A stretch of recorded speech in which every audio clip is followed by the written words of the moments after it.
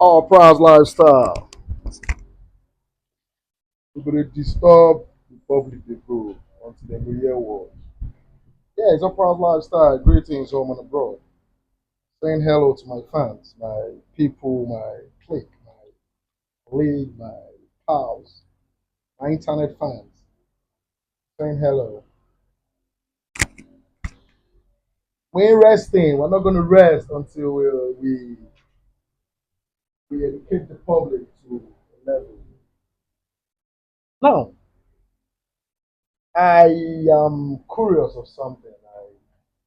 Feel uh, I feel a bit of concerned about this our marriage thing, marriage and not just getting married, but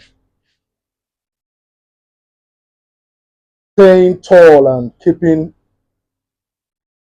staying firm to the love you shared from the very first day you made up your mind you were going to take up a wife or a husband. Yeah, the reason why I'm saying this is we see a whole lot of people, couples, marital people, couples, so to say. They get married, and after some time, the marriage turns in shambles. There's this issue of domestic violence in marriages. Sometimes it grows as toxic as a man inflicting pain in their wife. It's not about just cheating. You have a whole lot of men that are cheating. A whole lot of men that are wild and doing some nasty things. And where you have women complaining that their husband is not taking care of them, their husband is usually not there for them, their husband is a whole lot. The complaints comes more with women than men. Classic men don't complain. They just see men like sometimes we are not satisfied with what we have, and it's diversified as well. It's in the place of women. Most women as well don't know what they want, but nevertheless, this marriage of a thing, we should see it like it's a lifetime commitment. We should share this love for the rest of our life.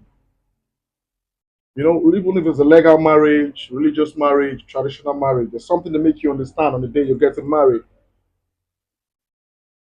They make you understand that marriage is for better, for worse, in health and in sickness, your death to part. But in this generation, in this time, we find out that a whole lot of people are inflicting pains on their partners. They go as far as some even go as far as plotting a way to kill their partner. That is how I see it. They're just trending video online. How can a man, for heaven's sake, I don't want to know what has happened in that marriage. How can a man go as far as burning his partner alive? Like you could just pour fuel for your wife body, ignites fire, burn the woman inside house to death. Damn it! So your mind deep rich. It's barbaric. It's no. Look, it's a simple thing. If you feel this woman, you can't cope with her anymore, or the woman feels she can't cope with you anymore, this marriage, everybody goes their way, nobody dies, everybody leaves. If that's gonna bring peace, if that's gonna bring sanity, everybody goes their way. It shouldn't be a do or die thing. How can a man go that far? How could you ignite fire on your wife after point four on her? You ignited hand. You set her ablaze inside of your house. What were you thinking? What was running through your mind? Are you that devilish? Are you that wicked? What kind of a man is that? Which parents even born that kind of man? Who trained that kind of man? I saw this video. I felt so I felt so, I don't know, I felt so sad about it. I felt pained. I felt, no, no, no, no, no, no, it shouldn't be like that. For heaven's sake, you born picking now. If then go on to your picking, how you go feel? Take for example, you don't old, you get daughter, you can't hear say man, do that kind of thing to your daughter. How you go feel? What will be your next step? How you go know it's not done? If the woman is not giving you joy no more, you see, possibly maybe there's no love in the marriage anymore. There's no sanity. Nothing is happening in the marriage anymore.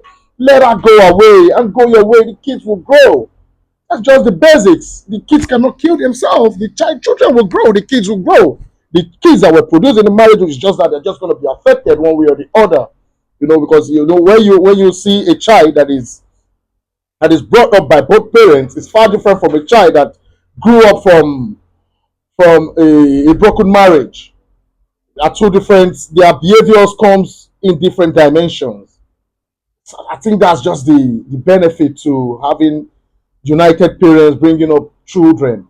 Unlike when it is a splitted marriage and you have a single mother taking care of the children or a single father taking care of. I know it goes a long way. It's just a thing I feel we should really look into in this part of the world. It's happening like often and often. Like one time I was growing up in Festac.